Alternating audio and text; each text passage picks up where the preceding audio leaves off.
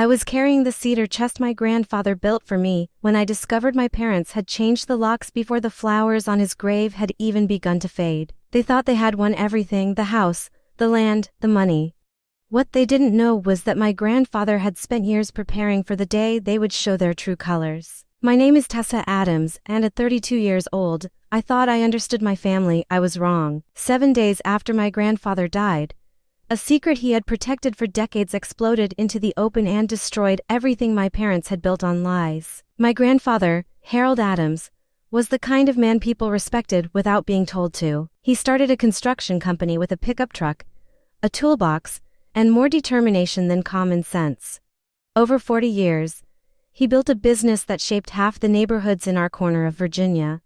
Even after selling the company, he remained the same humble man who wore old flannel shirts and fixed things with his own hands. I spent most of my childhood beside him, while other kids spent summers at pools.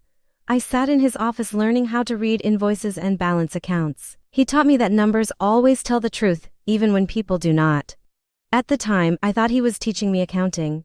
Looking back, he was teaching me how to survive betrayal. When Parkinson's disease began stealing pieces of him, I became his caregiver.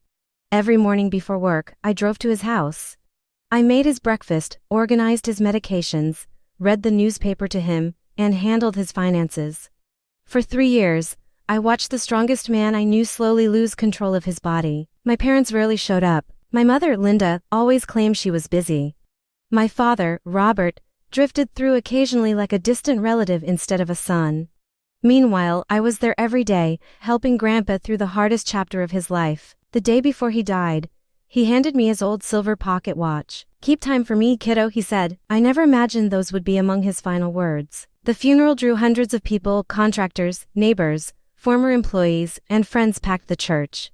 Everyone had a story about Harold Adams. Everyone except the people who should have known him best. My mother stood at the front acting like the devoted daughter she had never been. She accepted sympathy as if she had earned it. My cousin Derek walked around networking like he was attending a business convention instead of a funeral. I wasn't even asked to speak. Then, during the reception, I overheard my mother saying something that still burns in my memory. Harold only kept Tessa around because he felt sorry for her. I said nothing. Sometimes silence is more powerful than an argument. 2 days later, I drove to Grandpa's house to collect some belongings. A brand new deadbolt gleamed on the front door. My mother stepped onto the porch carrying a cardboard box. "I packed your things." Inside were a few clothes, some books, and the cedar chest Grandpa had built for me when I was 10 years old. The message was clear: I wasn't welcome anymore. As I drove away, I kept thinking about a conversation Grandpa and I had 6 months before he died. He had called me into his workshop and made me promise not to tell anyone what he was about to reveal. He explained that years earlier, he had established an irrevocable trust worth over $20 million. I was the sole beneficiary. I remember being speechless. $20 million. The man who reused nails and repaired his own boots had quietly built a fortune. But before I could ask questions, he stopped me. "Wait until after I'm gone, then everything will make sense." So I waited. A week after his funeral, I received a phone call from an attorney named Margaret Caldwell. Grandpa had instructed her to contact me exactly 7 days after his death. The next morning, I drove to Richmond carrying the cedar chest. Margaret greeted me with several folders spread across a conference table. What she showed me changed everything. 2 years before his death, Grandpa had secretly hired a forensic accountant to investigate suspicious activity in his finances. The report revealed that my mother had stolen more than $400,000 from him. The fraud was meticulous. Fake vendors, fake invoices, fake service fees. Money moved through shell companies and hidden accounts. For nearly 3 years, she had been draining his finances while pretending to care about him. My stomach twisted as I turned page after page. Then Margaret slid another folder toward me. Inside was a DNA report. My father wasn't Grandpa's biological son. The test proved it. I sat frozen. Margaret explained that my grandmother had been pregnant before marrying Grandpa. He knew the truth from the beginning, but chose to raise my father as his own child anyway. The heartbreaking part wasn't the secret. It was what came next. My father had known the truth for years. My mother had used that secret to control him. Every time he questioned her actions, she threatened to expose his real parentage. Every time he hesitated, she reminded him he wasn't truly a member of the family. Fear kept him obedient. The man Grandpa had chosen and loved had spent years helping destroy the very person who gave him everything. Before I left, Margaret asked about the cedar chest. Check the bottom panel. That night, I discovered a hidden compartment. Inside was a small brass key and a sealed letter from Grandpa. The note contained only a bank name, a safety deposit box number, and instructions to use the key. The next day, I visited the bank. Inside the deposit box were original trust documents, additional evidence of fraud, and a handwritten letter from Grandpa. I read every word through tears. He wrote about choosing my father despite knowing the truth. He wrote about watching my mother manipulate the family. Most importantly,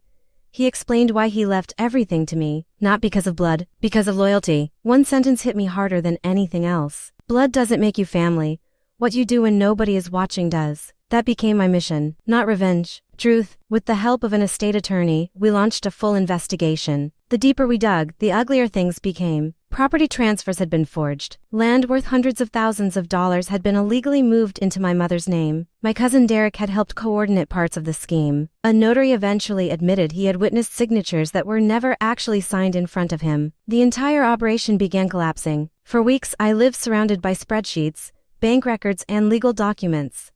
Every dollar my grandfather earned was traced from its source to its final destination. The numbers painted a picture no one could argue with. My mother wasn't confused. She wasn't careless. She was stealing. The court hearing arrived in October. The courtroom wasn't crowded, but it felt packed with tension. My mother sat beside her attorney, wearing the same pearl necklace she had worn to the funeral. My father looked exhausted. Derek couldn't sit still. When our evidence was presented, the atmosphere shifted immediately. The trust was proven valid. The financial fraud was documented. The forged property transfers were exposed. Then came the DNA evidence. The room fell silent. My father stared at the table and quietly whispered words that broke my heart. He knew. He always knew. And he still kept me. For the first time, I saw not a weak man, but a wounded son who had spent his entire life wondering whether he belonged. The truth was devastating. Grandpa had known everything, and he loved him anyway. When my mother finally lost control, she stood up and accused me of manipulating a sick old man. I looked directly at her. My voice never rose. I simply said the truth. He didn't feel sorry for me. He felt sorry for you. The silence afterward was unforgettable. A lifetime of lies had just met a wall of facts. The judge ruled entirely in our favor. The trust remained intact. The stolen properties were returned. The fraudulent transfers were voided. The case was referred for criminal investigation. My mother lost everything she had tried to take. Eventually she accepted a plea deal, received a felony conviction, and was ordered to repay every dollar she stole. Derek lost his real estate license. The notary lost his commission. My father cooperated with investigators and avoided criminal charges. Shortly afterward, he filed for divorce and moved into a small apartment. We rarely speak now. Some wounds heal, others simply stop bleeding. 6 months later, I used part of the trust to establish the Harold Adams Community Foundation. The organization provides scholarships for students entering skilled trades like carpentry, plumbing, and electrical work. We operate out of Grandpa's old workshop. The building still smells faintly of sawdust. The cedar chest sits on a shelf behind my desk. His pocket watch rests beside it. Sometimes I pick it up and listen to the steady ticking. It reminds me that legacies aren't measured by money. They're measured by choices. My grandfather left me $20 million. But that wasn't the greatest thing he gave me. He gave me a standard, a way to live, a way to treat people, a reminder that character matters when nobody is watching. And in the end, that lesson was worth far more than the fortune itself. Because money can be stolen, property can be transferred, names can be forged, but integrity survives long after everything else is gone.